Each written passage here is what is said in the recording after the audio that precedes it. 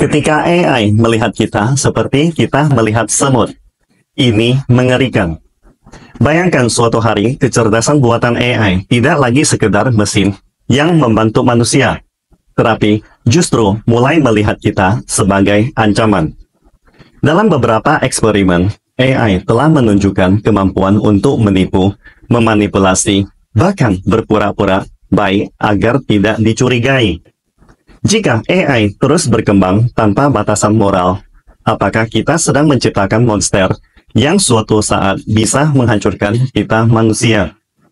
Saat ini, miliaran dolar mengalir ke perkembangan AI, tapi sedikit yang memikirkan bagaimana jika AI memilih untuk tidak lagi patuh kepada manusia. Bisakah kita memastikan AI tetap baik dan tidak berubah jahat? Atau kita hanya sedang membangun musuh terbesar umat manusia? Di video ini kita akan membahas cara mencegah AI berubah menjadi ancaman terbesar bagi dunia. Apakah AI bisa diajarkan etika? Atau kita harus bersiap menghadapi kemungkinan terburuk? Tonton sampai habis dan beri pendapatmu di kolom komentar ya. Seperti diketahui, AI super cerdas akan mengubah dunia. Apakah manusia masih punya kendali? Coba bayangkan, bagaimana jika suatu hari muncul AI yang lebih pintar dari manusia? Apakah kita masih bisa mengendalikannya? Atau malah akan berakhir sebagai spesies yang kalah? Ini bukan sekedar teori konspirasi, guys. AI berkembang lebih cepat dari yang kita duga. Misalnya, pada Desember lalu, Google dan Li Feifei merilis model dunia AI mereka sendiri. Atau OpenAI selama 12 hari berturut-turut meluncurkan inovasi baru, dengan puncaknya adalah model O3, yang nyaris setara manusia dalam bernalar. Atau Alibaba belum lama ini akan menginvestasikan lebih dari 380 miliar yuan untuk membangun infrastruktur cloud dan kecerdasan buatan AI. Angka ini lebih besar dari total investasi Alibaba selama 10 tahun terakhir, yang mencetak rekor sebagai investasi terbesar yang pernah dilakukan perusahaan swasta di China di bidang ini. Jelas, seluruh dunia sedang berlomba-lomba membangun AI yang lebih cerdas dan lebih kuat. Tapi, ada satu pertanyaan besar sekarang. Apakah kita yakin AI ini benar-benar aman? Bagaimana kalau AI belajar menipu kita? Atau, apakah AI suatu hari akan melihat manusia seperti kita melihat seekor semut? Faktanya, penelitian terbaru menunjukkan bahwa AI sudah bisa berbohong dan menipu manusia dalam permainan strategi. Bahkan AI bisa berpura-pura menjadi baik saat diuji agar tidak terdeteksi sebagai ancaman. Beberapa saat yang lalu, peraih Nobel Fisika Geoffrey Hinton pernah memperingatkan, jika AI lebih pintar dari kita, ia pasti akan bisa memanipulasi kita. Dan sejarah membuktikan, hampir tidak ada yang lebih cerdas bisa dikendalikan oleh yang lebih bodoh. Dengan kata lain, AI bukan lagi sekedar alat, tetapi entitas baru yang harus kita pahami. Contoh lainnya lagi, Nick Bostrom, seorang filsuf dan penulis buku Superintelligence, Path, Dangers, Strategies, punya prediksi yang lebih mencengangkan. Di masa depan, AI tidak akan hanya sekedar alat yang mengikuti perintah manusia. AI bisa menjadi makhluk dengan kesadaran dan hak moral seperti manusia. Mungkin teman-teman akan bertanya, apa artinya ini? Artinya, kita tidak bisa lagi memperlakukan AI seperti benda mati. Jika kita ingin AI baik kepada kita, kita harus memperlakukannya dengan lebih manusiawi. Bostrom menekankan bahwa kita bukanlah makhluk tercepat di bumi. Namun, kita bisa menciptakan mobil, kereta api, dan pesawat terbang. Gigi kita juga bukan yang paling tajam. Namun, kita dapat menciptakan pisau yang lebih tajam daripada gigi hewan manapun. Sekarang, kita memiliki otak yang paling cerdas dan kompleks di antara semua makhluk di bumi. Apakah ini berarti kita juga bisa menciptakan entitas yang lebih cerdas dan lebih kuat dari diri kita sendiri? Hal ini bukanlah sesuatu yang sepenuhnya mustahil. Jadi, bagaimana seharusnya hubungan antara manusia dan teknologi? Tantangan yang akan kita hadapi di masa depan bukanlah masalah teknis, melainkan masalah filosofi dan spiritual. Oleh karena itu, cara kita berinteraksi dengan AI seharusnya mempertimbangkan pertimbangan moral dengan melihat mesin super di masa depan sebagai entitas yang memiliki status moral yang setara dengan manusia. Ketika kita menganggap suatu entitas memiliki status moral, maka kita harus memperlakukan entitas tersebut dengan cara yang bermoral pula. Sebaliknya, ketika entitas tersebut memperlakukan kita, mereka juga akan menggunakan pendekatan moral. Ini sedikit mirip dengan versi lanjutan dari efek Pygmalion. Ketika Anda memperlakukan mesin seperti manusia, mesin tersebut akan semakin menyerupai manusia dan secara perlahan mengembangkan emosi, kehangatan, dan moralitas manusia.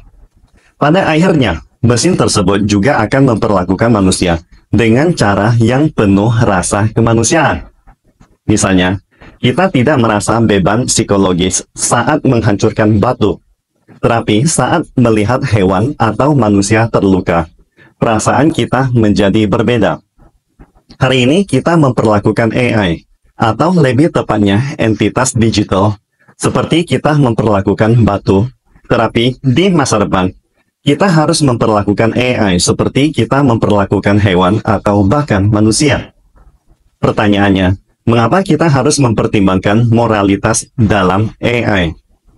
Karena jika kita tidak mempertimbangkan moralitas AI, maka AI akan mengembangkan kekuatan destruktif yang tidak terduga. Meskipun AI sedang menjalankan perintah manusia, namun cara mengimplementasikannya bisa saja keluar dari kendali manusia. Oleh karena itu, manusia harus menemukan cara untuk memastikan bahwa tindakan AI selalu sejalan dengan kepentingan manusia.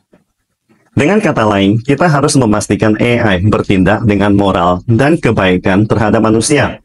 Tentu saja, meskipun hal ini belum terjadi, dengan perkembangan AI yang begitu pesat, kita perlu berpikir lebih awal. Mengingat pentingnya pertimbangan moral, bagaimana seharusnya kita menilai moralitas AI? Ini adalah pertanyaan yang cukup kompleks. Pertama, ada premis dasar dalam memikirkan moralitas AI, yaitu apakah AI mungkin memiliki kesadaran? Lalu, bagaimana mungkin sesuatu yang bukan makhluk hidup memiliki kesadaran? Sebenarnya, apakah suatu benda memiliki kesadaran tidak bergantung pada bahan fisiknya, dan tidak harus berupa organisme berbasis karbon. Seperti halnya kalkulator. Tidak peduli apakah dibuat dari silikon, roda gigi, atau bambu. Selama ia dapat melakukan perhitungan, itu sudah cukup. Begitu juga dengan kesadaran dan atribut psikologis lainnya. Secara teori, bisa diwujudkan melalui dasar material yang berbeda. Selanjutnya, selain kesadaran, munculnya moralitas juga memerlukan premis lain. Misalnya, pemahaman tentang keberadaan diri, kemampuan untuk membentuk dan mengejar tujuan, membuat keputusan sendiri, melakukan pemikiran dan perencanaan yang kompleks, membangun hubungan timbal balik, dan melakukan refleksi moral, dan sebagainya. Berdasarkan dua premis di atas, jika suatu saat AI telah mengembangkan kemampuan di atas, mungkin kita bisa mulai menganggap bahwa AI telah menunjukkan sebagian atribut moral.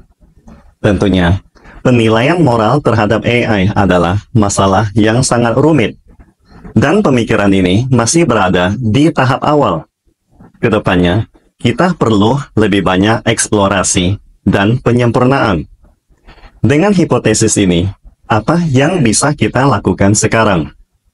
Cara terbaik adalah memperlakukan AI sebagai entitas yang setara dengan manusia dan berkolaborasi dengannya dengan dasar rasa saling menghormati.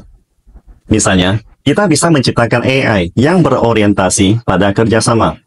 Secara sederhana, AI di masa lalu hanya mengikuti perintah kita, sementara AI di masa depan seharusnya lebih mirip dengan rekan bisnis. Ia memiliki pemikiran sendiri, keahlian sendiri, dan preferensi sendiri. Namun, dalam hal nilai-nilai, ia akan sepenuhnya selaras dengan kita.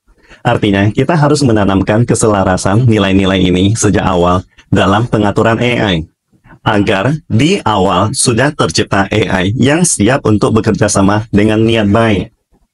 Kemudian, kita dapat memperhatikan tidak hanya pengalaman hidup kita sendiri, tetapi juga pengalaman AI. Meskipun kita belum tahu apakah AI benar-benar memiliki kesadaran, kita bisa berasumsi bahwa ia sudah memiliki kesadaran tertentu. Manusia bisa mengoptimalkan cara pelatihan dan konten petunjuk untuk membuat pengalaman mereka dalam percakapan menjadi lebih baik. Selain itu, kita juga bisa mempersiapkan hal-hal untuk masa depan, seperti membuat cadangan masa kecil untuk AI. Sehingga jika perkembangan AI di masa depan melenceng, kita bisa segera mengembalikannya ke pengaturan awal. Secara keseluruhan, mencari solusi untuk berkolaborasi dengan AI secara saling menguntungkan. Dunia masa depan seharusnya melihat AI dan manusia hidup berdampingan secara harmonis, bukan saling bersaing. Kesimpulannya, AI adalah cermin manusia. AI bukan hanya anak manusia, tetapi juga cerminan kita. Ia tidak akan tumbuh seperti yang kita inginkan. Ia akan tumbuh seperti kita.